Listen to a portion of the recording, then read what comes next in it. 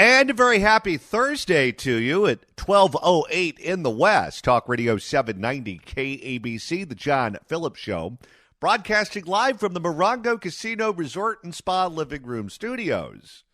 Good luck at the roulette wheel. Mr. Randy Wings at the sports desk in Culver City. John, it is Steely Dan themed Throwback Thursday, and it's so perfect that that's what today is, because I just discovered that back in the 70s, Steely Dan actually, they tried out a bunch of different musicians, and at one point, they worked with now Mayor Karen Bass on Dr. Wu. Are you with me, Doctor? Can you hear me, Doctor? Are you with me, Doctor? You know, the most shocking part of that is that it didn't rhyme. Well, I think she may have developed her Mother Gooseness after she left Steely Dan. If you're feeling down, if you're feeling blue, let's get help for you. Maybe she had a second career or a third career, I guess, besides the singing and the being a politician, as a children's book writer. I couldn't agree with you more. Oh, we know. 800-222-KABC is the telephone number, 1-800-222-5222. Coming up later on in the program, we're going to check in with former Los Angeles County Sheriff and current candidate for the LA County Board of Supervisors, Alex Villanueva. He'll be here after the news at 1 as part of the Fix California Hour. It's been a while since we've checked in with him, so I can't wait to talk to him about his campaign for the LA County Board of Supervisors. Now, is that the last time this hour you're going to be plugging his appearance before 1 o'clock? I don't know. I would imagine I'll mention it again. So this is not our final warning. This is absolutely not your final warning. That's your final warning. That is the front runner for Drop of the Year. Oh, Janice. But first, in so many television and radio advertisements, you hear the chicken and the egg referenced. What came first, the chicken or the egg? Eggs are laid by chickens, and chickens come from eggs. So which one came first? It's one of those questions, Randy, you can never really answer. No. And in fact, it's on this new bottle of mayonnaise that I just bought. I'll tell you this, though. It does make me hungry for Chick-fil-A every time I hear the discussion. And it seems like that's a saying that Karen Bass has been wrestling with lately, because similar sorts of statements have been coming out of her mouth. That's right. In fact, she actually says chicken or egg, but she's not talking about breakfast. She's not talking about lunch. She's talking about the homeless. She believes that most of the people that are homeless became drug addicts and mentally ill after they became homeless. I would believe that they were hatched from an egg before I believe that. Let's go ahead and listen to what Karen Bass said just a few minutes ago at Gavin Newsom's Treatment Not Tents press conference, where they announced the signing of a couple of bills to reform the Mental Health Services Act, which will finally include substance abuse, but also makes housing a part of it. It's very confusing. And a new bond measure because they want more of your money. Let's hear what Karen Bass had to say. Here in LA and throughout our city and state, we all know that we are facing a crisis.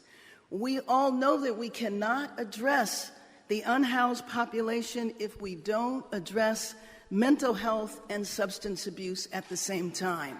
So far, I'm with her. Okay, that makes sense. We also know that it's a chicken and egg issue. What?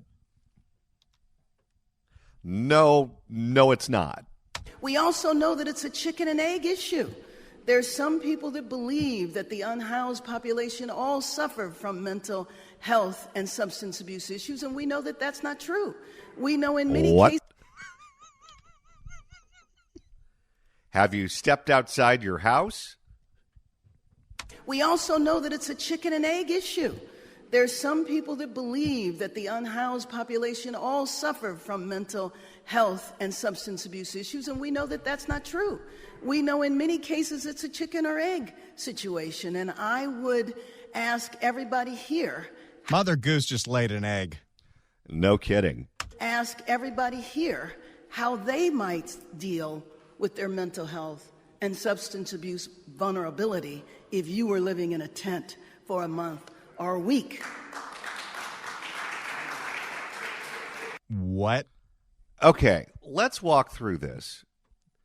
What she's alleging is that the people who are living on the streets, shooting up with drugs on MTA trains and buses and in homeless encampments in front of the world to see, screaming at stoplights, having conversations with lampposts, that they were normal functioning, tax-paying, home-owning citizens, and then the plant just closed down. And after the plant closed down, their lives unraveled. And after their lives unraveled, no one in their social network would be willing to take them in. Not their parents, not their siblings, not their spouse, not their children, not their friends, not their extended family, no one they go to church with, no one they worked with, no one they know is willing to take them in and let them sleep in a guest room, let them sleep on a couch, let them sleep in a converted garage, whatever the case may be. So, after this totally functioning normal person gets laid off at the factory, they have to move to a homeless encampment. And because they now don't have cable, they don't have Wi-Fi, they don't have the ability to go to movies or Dodger games, they say to themselves, you know what, I'm depressed. Why not give meth a try? And that's when they try the meth and they go, ooh, this is good. Why don't I do it again? And again, and again, and again, and again, and again. That's what she's alleging. Let's hear it in its entirety to make sure that's the claim that the mayor of Los Angeles, who is in charge of 47,000 homeless people, believes. We also know that it's a chicken and egg issue. There's some people that believe that the unhoused population all suffer from mental health and substance abuse issues, and we know that that's not true. We know in many cases it's a chicken or egg situation, and I would ask everybody here how they might deal with their mental health and substance abuse vulnerability if you were living in a tent for a month or a week. If you lived on the street for 7 days, you just have to put a needle in your arm. Okay, let's look at the alternative. Let's say they already have mental illness or they already have some kind of substance abuse issue when they're living with their spouse, when they're living with their parents, when they're living with their grandparents, and they become so crazy and so violent or potentially violent that the people around them feel that it's unsafe to have them in their presence.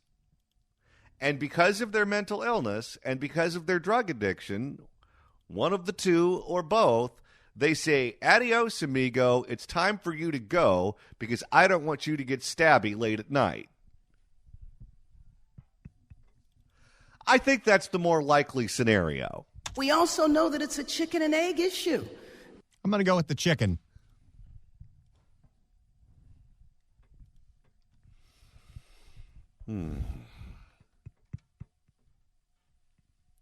The 47,000 people on the streets in Los Angeles City, the 70,000 people on the streets in the county, all of them, through no fault of their own, ended up on the streets, and only then did they decide to start messing around with heroin. Okay, do you think she honestly believes that, or do you think this is just the new PC way of describing it? It's definitely the new PC way of describing it. Listen later on in this press conference as Hilda Solis talks about turning the old General Hospital into a restorative care village and who it's for.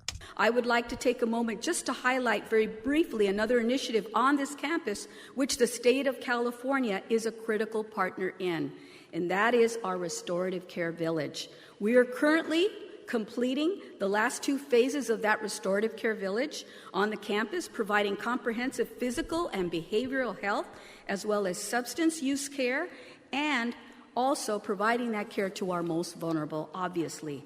This includes people experiencing homelessness and our justice-impacted residents. What? Justice-impacted residents.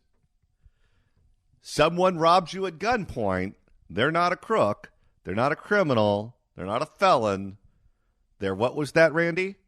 And our justice-impacted residents. They're just impacted by justice.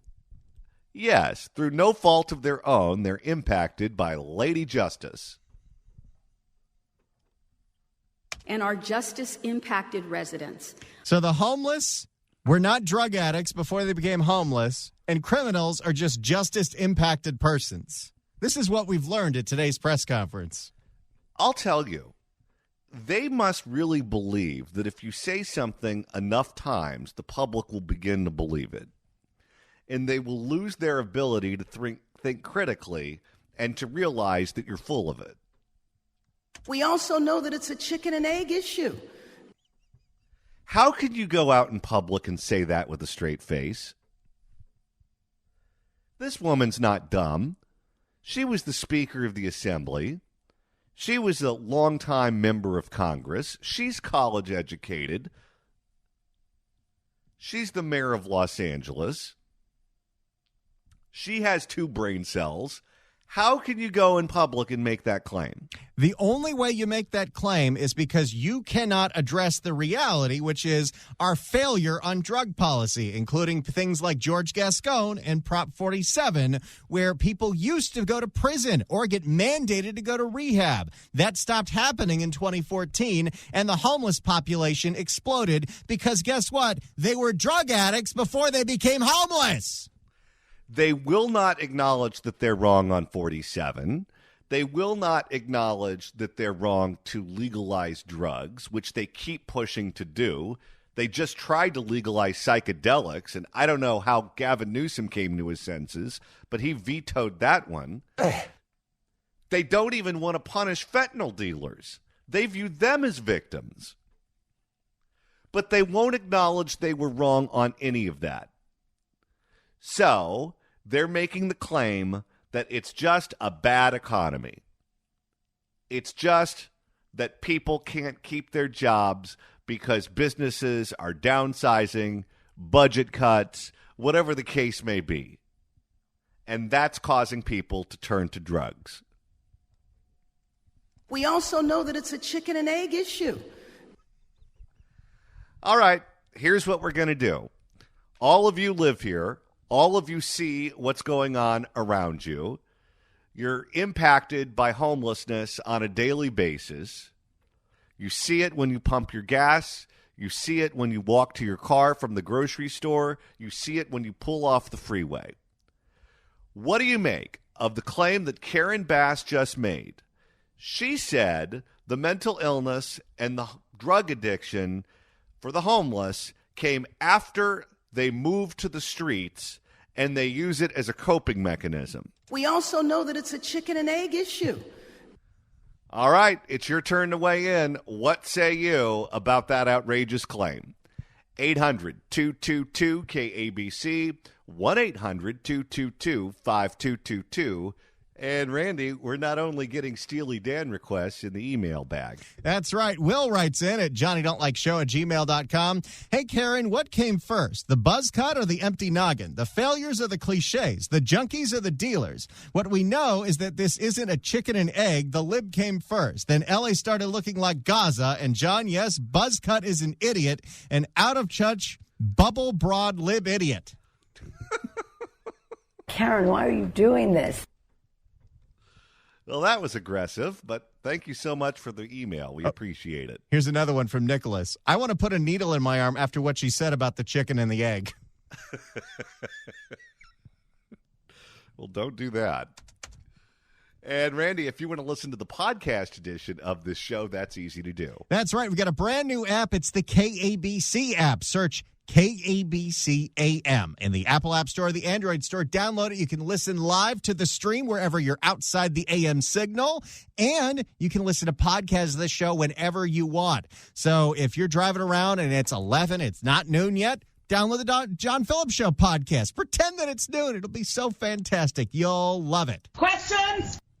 All right, let's go to the phones at 800-222-KABC and begin with Richard in Tarzana. Richard, you're on KABC. Hello. What's up, guys? Love you guys. Thank you for all you do. You know, I'm born and raised here, lived all over from Echo Park, North Hollywood. We own our business, Gastro Pub in North Hollywood. It's an absolute disaster. I'm sick of these effing Democratic idiots ruining our cities. There's constant naked, crazy people running all over. When I leave my business in the morning, sometimes I have to step over people I think that are dead, shooting up. I now moved out to Tarzana. I exit Tampa there at least 2 times a week. There's the same couple sitting there shooting up. There's crazy people everywhere. It's starting to go deep into the valley. They're ruining it. Now our business in North Hollywood, which we thought was going to be the up-and-coming area, it's gross. There's every corner. There's people just shooting up. Again, there's bodies laying all over, half-naked people walking around. And again, the Democrats just look at you at a deer in headlights, and they don't want to swallow the pill that it's their fault. They always say, yeah, but Trump. It's not. Their policies are ridiculous. They're ruining our businesses. They're ruining the neighborhoods. They've ruined the state. I don't even know what to say. You can tell I'm getting so pissed off. It's the same thing. And again, you know what? We're going to be talking about the same thing next year, John. And the year after, when you do the Save California Hour, it's the same thing. Now you got a bunch of 20-some knuckleheads moving into the state. They're going to vote Democrat because they're a bunch of idiots. They don't know what – it's just mind-boggling. The state's gone. The city's gone. It's gross. Taxes are going up. Business is going down. You tell me. I see it everywhere. Well, and the only thing that they know how to do is to double and triple down on everything that they've been doing that hasn't been working, that's wrecked the state. They will not change course. Yeah, I honestly, like, get in the car and drive around with me, Karen Bass. What are you seeing that I don't? That guy right there did not just lose his job. He's an absolute druggy nightmare living on his iPhone, by the way. Everyone keeps giving these people money. Stop giving them money when they beg for it. They sit in there, shoot up all day. I see it all day long in North Hollywood. They go straight to the iPhone when they're sitting on a tent on Lancashire asking for money, and they sit and shoot up in front of us. And then Karen Bass says, really? There's no one who's sitting out there that just lost their job with suitcases and lug everything like, oh, my God, I need somewhere to live. That's nowhere. I've never seen it. But actually the new thing I see is families with their kids are standing on corners trying to get the money from people. I don't know where that's coming from. It's everywhere. The city is just gross unless you live in a gated community. Well, thank you so much for the call, sir. I appreciate it. And the sentiment that you just expressed is the sentiment that so many of us have because we're all seeing the same thing you are. I don't know what kind of rose-colored glasses Karen Bass is wearing. Either she's not looking for it or she's purposely putting blinders on. We also know that it's a chicken and egg issue. We all know what the reality is. 800-222-KABC is the telephone number, 1-800-222-5222. Karen Bass says homeless people in Los Angeles are homeless not because they were addicted to drugs before they became homeless, but because of economic circumstances, and they picked up the drugs as a coping mechanism once they became homeless. What say you? 800-222-KABC, 1-800-222-5222. The Fix California Hour coming up after the news at 1. Former Los Angeles County Sheriff Alex Villanueva joins us. Right now, we're taking your calls at 800-222-KABC, 1-800-222-5222. Mayor Karen Bass said that homeless people are addicted to drugs because it's a coping mechanism to help them deal with being homeless. They weren't drug addicts before they became homeless. What say you at 800-222-KABC? Let's go to Michael in Los Angeles. Michael, you're on KABC. Hello. Hello, I'd like to make a comment to the guy that was just on the phone a moment ago talking about the homeless people. I think it was in the Valley. I believe it was. It's interesting how people can always put people down all the time instead of trying to maybe help people, okay, in this world. I've been helping kids all over this world for 50 years, trying to make the world a better place. Yes, they're homeless people. Some of them are mentally ill. Some of them, they need help. But you just don't go and just kick all of them down like they're nothing, okay? I agree. Drugs are out of control. There's a lot of things that are out of control living here in Los Angeles. I was born here. I've been here my whole life. Okay, it's not like it used to be. If he is so dissatisfied, he needs to move out of the country then. Move someplace else. I wish I could really say what's here's on a my question, mind. sir. I wish I could really say what's on my mind. Okay, well, how about this? Answer this question. Every time we are asked to tax ourselves to provide more services for the homeless, we do, and it gets worse. What is it that we're supposed to do? Well, as I said, there are a lot of these people, as you're probably aware, they are mentally ill. I don't know. When Reagan was in, I think he let a lot of people out from the hospitals that were ill. I mean, there's a lot of people on the street that are walking are mental. They are. They need help. They need help. Do you believe that the drugs happened before they became homeless or after they became homeless? Before. Okay. So we're on the same page with that. Here's the problem. Yeah. Our local leaders, our elected leaders, will not acknowledge what the problem is. You know, and I know that the problem is addiction and mental illness. They tell us the problem is housing, the high cost of living, and people losing their jobs either through downsizing, outsourcing, budget cuts, whatever. We have very low unemployment right now. There are help wanted signs all over Los Angeles, all over the state of California. I do not believe that our homeless population is exploding because of economic reasons. Our homeless population is exploding because of drugs and mental illness and our local elected leaders' inability to be honest about what's causing this problem to explode. I don't disagree with you. I don't disagree. But I think what made me so angry is how he was putting the people down. We know people that live here. We see them all over Los Angeles, the homeless people, underneath the bridges, whatever. We know that. But the way he was talking about them like they were subhuman, I think that's what bothers me the most. We pay a fortune to live here. You pay a fortune in taxes. You pay a fortune in cost of living. I pay a fortune to live here. And we pay a fortune because the state is beautiful. We like the weather. We like our communities. We like our local restaurants. We like living here, generally speaking. Because we pay a fortune, we deserve, as just a basic function of government, we deserve to live in a place that's clean. We deserve to live in a place that's safe. We deserve to live in a place where we can operate our business without being harassed on a daily basis. And right now, that's not happening. Well, I'm frustrated. He's frustrated. I agree. And there's no way that is going to happen until we take these people off the streets. It's not going to happen. Well, I mean, I don't disagree with that. They need to go into shelters or someplace to seek treatment. I agree. I do agree with that. Yes.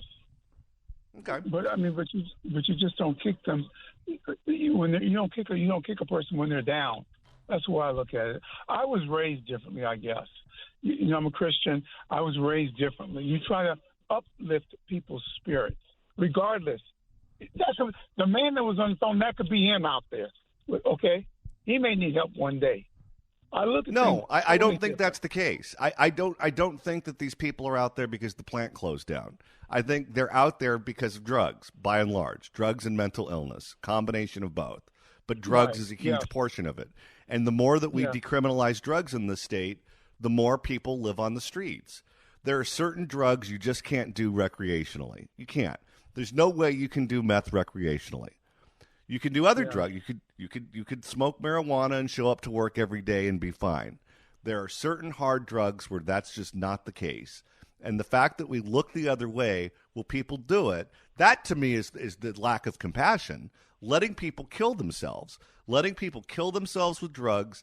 Letting people kill themselves living in dangerous situations out on the street. That to me is a complete lack of compassion. Well, look, as I shared with you before, I've lived in Los Angeles my whole life. And I live in a very nice area, by the way, if you know where Hancock Park is. It's beautiful. I don't actually live in Hancock Park anymore. I was raised over there. I own property in that area. I live in View Park now. But all of Los Angeles, for the most part, okay, other than when you go to the west side or Beverly Hills, for the most part, it looks like a slum. Yeah. Okay. And when it's not just because of homeless people. Los Angeles has gone to hell. Okay, and I know it. It looks horrible, horrible. And I don't know if you'll agree with me. I drive around. I see. It's more than just the whole. Los Angeles looks like a slum for the most part. People just dump their trash out on the street. You see couches. You see refrigerators. People graffiti all over the freeways. It doesn't look like a clean city. It doesn't look like a safe city. And you know what? I'll tell you this. San Francisco is just about as bad as L.A. And San Francisco used to be regarded, not that long ago, as the cleanest big city in the nation. San Francisco is beautiful. The views that they have there are breathtaking. The hills, the water, the bridges, you name it. They have it all. And it used to be extremely clean. And now they look like a toilet too. Yeah. Well, I think it's a much larger problem. That's why I'm taking it a step further than just the homelessness. All right. Well, thank you for the call, sir. I appreciate it. I have to do a traffic break here, but I appreciate it. 800-222-KABC is the telephone number, 1-800-222-5222. L.A. Mayor Karen Bass said that the homeless weren't addicted to drugs until they became homeless. We also know that it's a chicken and egg issue. There's some people that believe that the unhoused population all suffer from mental health and substance abuse issues, and we know that that's not true.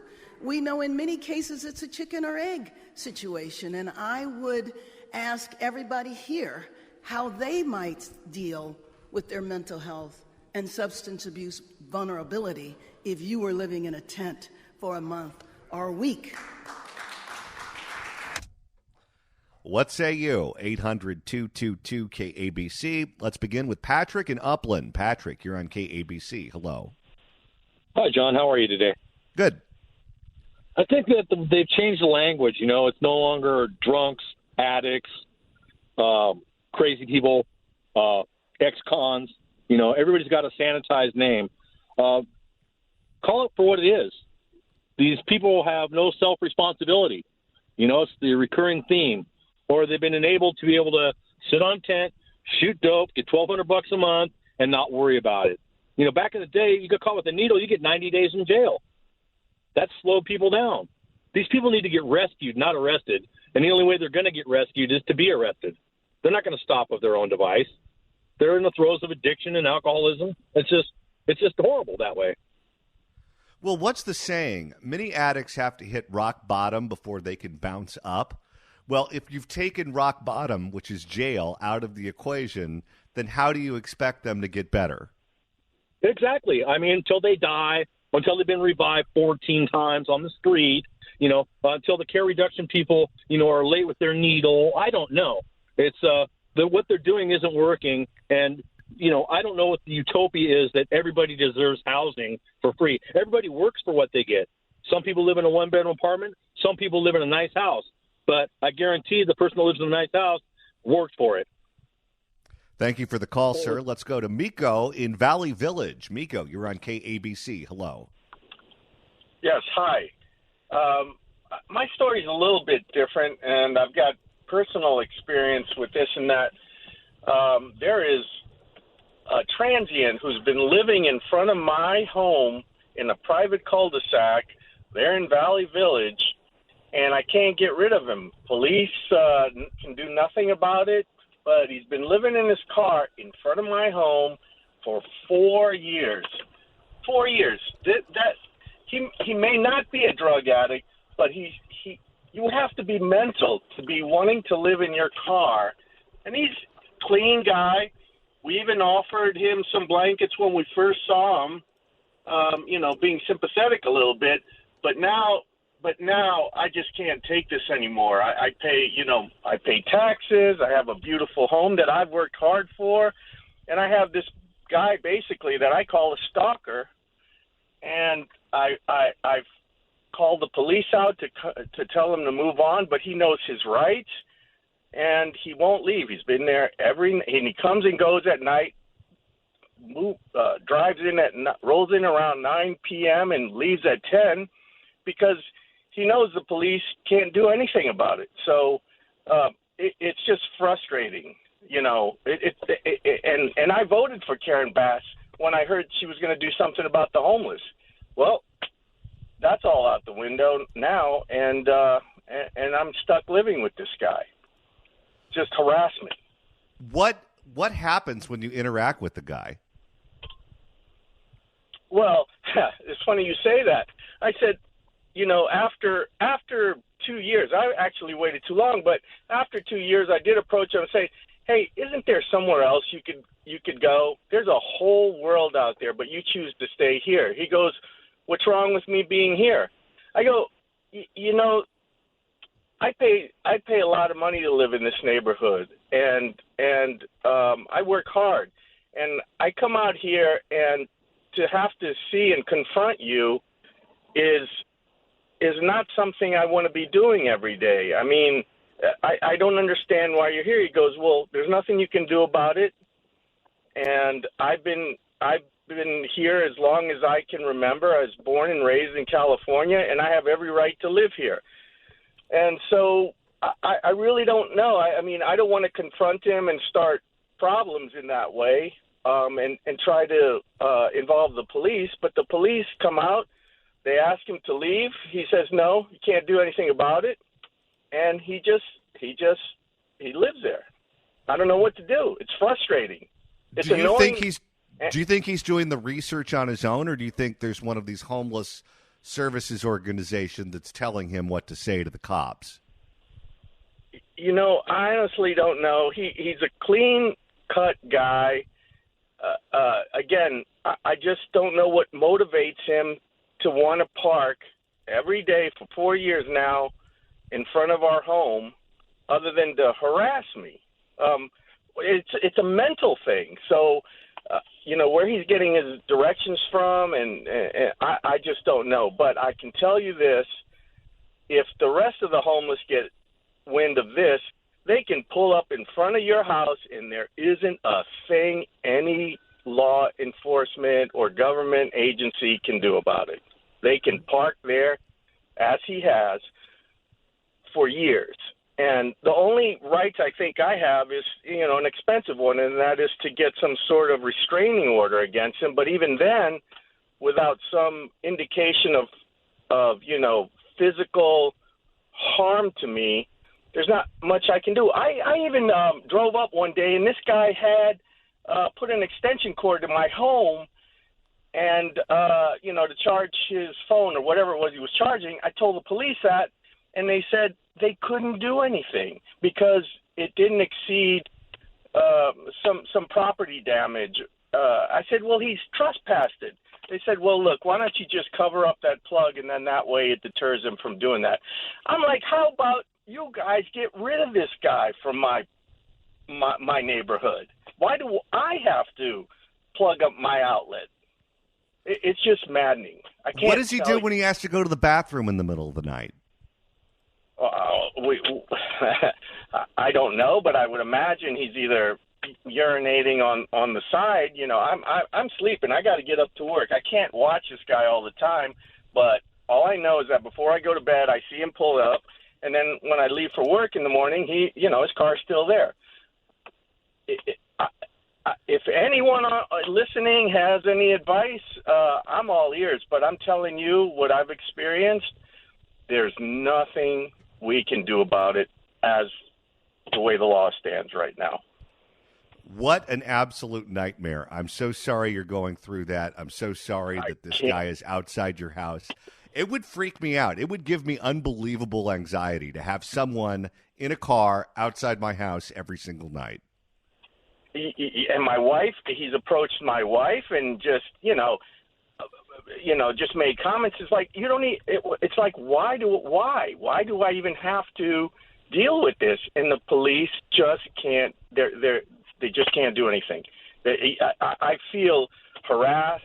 I feel stalked. My wife feels stalked. We can't open the windows in the front at night if we wanted to let some air in. It is exactly that. It's a nightmare. Nightmare. You've got a homeless Cato Kalin living outside your house. You can phrase it any way you want. It doesn't matter to the police. They can't do anything about it until he does something to harm me. Well, how about freaking you out for 4 years? That doesn't count? That doesn't count. Does not count. Again, I have to go to court with some sort of restraining order. And that costs time and money. Well, thank you so much for the call, sir. I appreciate it. Randy, can you believe that? I'm so glad I don't live in Valley Village anymore. But I'm telling you, this could happen anywhere. This is not just a Valley Village thing. Yeah, if it happened in my neighborhood, that's when I call my buddy with the baseball bat. Not that we're condoning that. We don't advocate for violence, but I have a buddy with a baseball bat. Mike Trout? All right, we've got 2 more hours coming up on the John Phillips Show. This is Talk Radio 790 KABC. We also know that it's a chicken and egg issue.